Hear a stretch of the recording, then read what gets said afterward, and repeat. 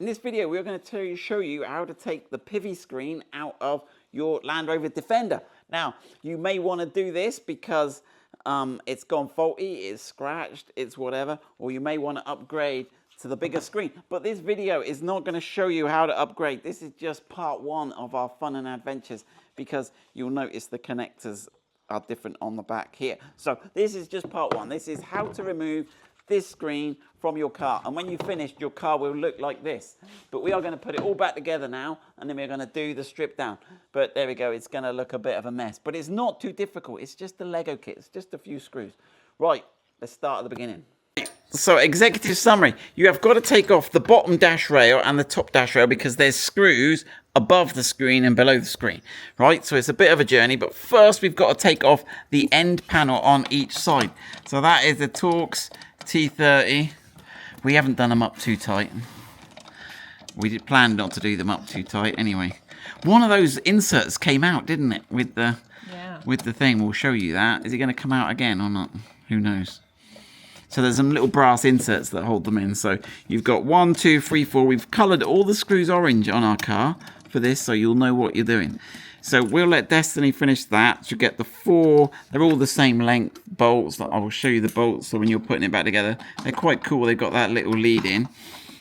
We've done a video spraying that end cap, and then we laser engraved it, didn't we? We laser engraved the HSX.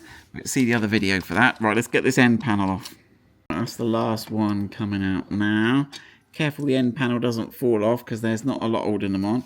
Right, there you go. So that is the end panel released. Yeah, we did have an issue where one of these little brass inserts came out, so just be careful of that. But then you will notice that at each end of this dash rail, so this is the same on the other side and the same for left and right hand drive, you will have a little screw there. We've coloured it orange, and likewise on the same with the bottom dash rail. So they're Torx T20s. So get your little screwdriver in there.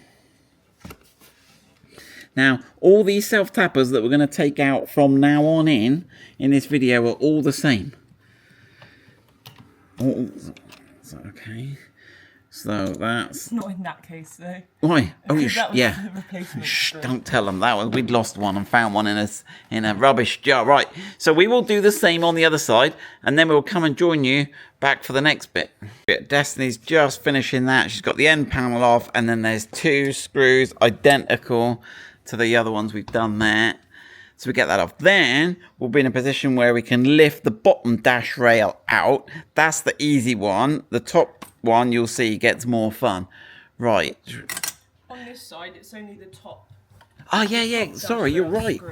You don't need to take this one off. off. You don't need to take the bottom one off. Destiny's right. I'm getting carried away. So you only have 3 self-tappers, 1, 2, and the top one there, because obviously this dash rail, we'll see, stops here. There's no point in taking the little bit off the other side. Right, let's rip that dash rail off.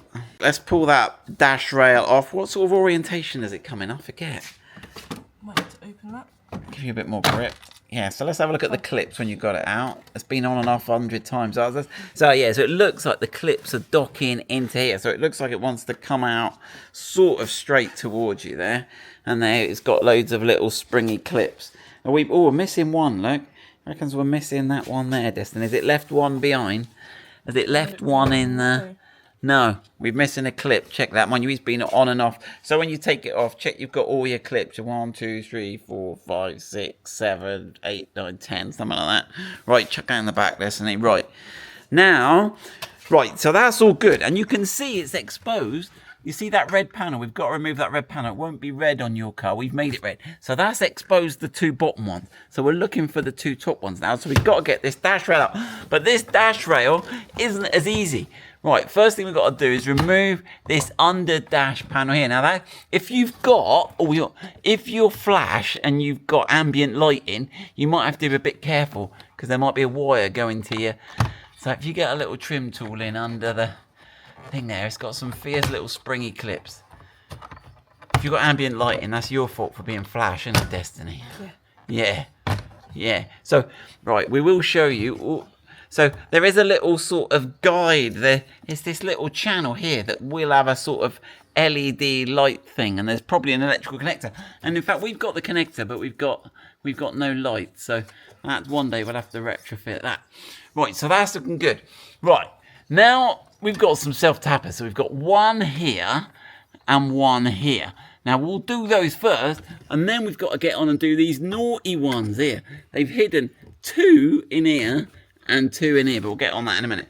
Right, so Torx T20, again, all the self-tappers are the same. You got one here. Destiny's got a little cranked tool that she uses for these. Yeah, there's not really enough room. And no, it's not. It's awkward, isn't it? And the socket set's just a bit long-winded. Now, there's no other screws up there to get confused with it. It's the only ones visible, isn't it? Now, they're above the instrument cluster. Again, we've just got, they're all, oh gosh, they're all the same. All the same as the others. There we go, bam. Right, so there's that one. And then there's the other one, which is right next to the screen there. So that's that out as well. Right, again, all the same self-tappers. Right, now I don't even think I can see them. I might be able to. But, right, so there's 4 little bolts. And again, they're Torx T20, aren't they? Yep, turn torch. Yeah, let's see if the torch will catch it. So it's just under these. In these little. In these little slots, these convenient little slots. Yeah. There's 2. They've put 2 next to each other. There's 2 here and 2 there. But we'll get them going and we'll show you the deal. Right, so actually, yeah, the first one of them you've got to go in through the slot. The other one's actually just in forward. I wonder if I can, like, well, I reckon I can tip the camera upside down. Oh, yeah, look, you can see them there. So there's one in front. Are we struggling to focus? And there's one you've got to go in through that slot. So there we go. And you will get out. Now, these are not self-tappers. So these are little bolts. So when you're trying to put it back together, these are these little sort of bolty things here. Right? And there'll be 4 of them. And you can see the angle Destiny's got the Torx driver at. So it's coming at that slot, sort of almost in the same angle as the A-pillars. Look. And they're all the same length. There's 4 of those. That's those out, and that's that half of the dash rail loose. But we've now got to do this little bit that goes over the instrument cluster, and there is one. Yeah, we've got to get that panel out, haven't we? We need the trim tool. So it's similar to that panel we've just taken out on the other side. You've got to get in. Got to find somewhere to get your fingers in. Get in. Do you reckon on that end? There's a bit there. Look, that end looks a good shout. Start from that end. And there's some fierce clips. Sounds like you're breaking it, but you're not. Right, now you may, if you've got to sort of, once we've got this unclip, he's gonna go on, Destiny. You've then got to work out how to wriggle it out a bit.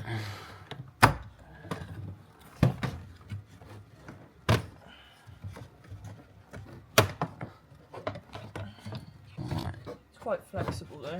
Yeah. Makes it easy. Okay, so let's have a look at that. So there you go. You've got all those spring clips. Check you've got all your spring clips missing. 1, 2, 3, 4, 5, 6 spring clips. Right, chuck that in the back. Right, and then, now be careful because there's more screws on this. There are some screws at the top here, but you don't want those. It's this screw just to the right of the instrument cluster. And then there's, again, it's a self-tapper, so it's just like all the other self-tappers you've got in your pot. You don't need to worry about mixing them up. We'll let Destiny finish that one. I'll jump around the other side. The other one is literally just to the right of the screen. So you can see the orange screw we've done there. So let's get that one out. Right, so that is us. That's all. Well, that's all that should be ready to lift off now. Now this trim doesn't pull towards you. This one goes straight up. So there you go. And you can see you've got, now actually this one was a bit interesting, wasn't it? Because the holes are in the trim and the spring clips are sort of buried in the car. Oh, I've put the hazards on. Right, so you can see here, this is the bracket where those bolts were going up through into it. Again, you've got the clips on there. So that's that done. That's that bit out of the way. We can throw that out of the way. And now we're nearly home and dry now. So the screen is mounted to this red panel. So I've sprayed it red, and you'll see when we take it out why I did that, because it's hard to see what was happening. But basically, you've got another 4 self-tappers, and these are exactly the same as all our other self-tappers. So let's whoop those out. Right, so there you go, same self-tappers. Now, when you got the screws out, the screen won't flop anywhere because it's on clips, as we'll see. And it's quite interesting because the top of the screen is actually up. Those 2 red tabs you can see at the top, hold it. So you have to actually swing the screen out, but it's on clip, so you have to pull it out, but pull it out from the bottom. That's it. And then you have to like zoop it down a bit. There, and careful because there's connectors on the back. right? So on the back, you've got 2 connectors. So you've got to release the black, but there's a little bit you've got to press on the top. There's a little bit you've got to press down on there to release the black, to curl the black one over. All right, and then the black one curls round. As it curls round, it ejects it. It's really cool. So there's you see where there's that little bit on the blue bit there. You have to press to enable you to rock that black bit over. And then there's the FACRA connector. Now there's a bit you've got to push right on the end, opposite where the cable comes in, and then you should be able to push that in and then release it gently. You have to sort of do little micro wiggles. That's what I'm going to call it. So you haven't got the nails. You need that. Yeah, you can just push the tool in gently. Let me see if I can film it from above. This camera's brilliant. Is it not having it? Yep. Yeah. So let's have a look at that then. So that is it's a sort of 4-way FACRA signal connector, and you've got to push that bit in on the end there, and that will then release the screen. So you can see that's the screen from the front, and that's the screen from the rear. Now if you need to change the screen, you've just got to simply undo those 4 bolts on the front, and that is where we are going to leave the video for now. We will look at doing the upgrade, but we've now got to play about. We've ordered the upgraded screen and the other bits, and we're going to look at doing the upgrade using OE parts, but we're also going to look if we can, there's so many bits of plastic you got to buy, if we can 3D print one, and we may even look at changing the angle of the screen. Let me know what you think.